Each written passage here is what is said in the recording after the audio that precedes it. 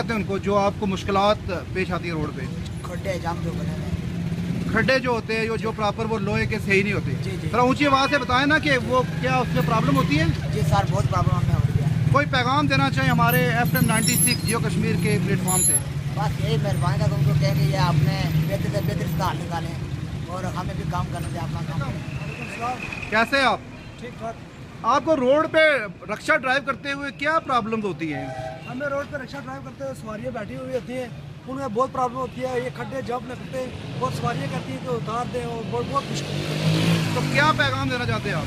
मैं ये पैगाम देना चाहता हूँ कि गवर्नमेंट को चाहिए कि इसका हल किया जाए और जो आवाम पब्लिक है ये तंग ना हो।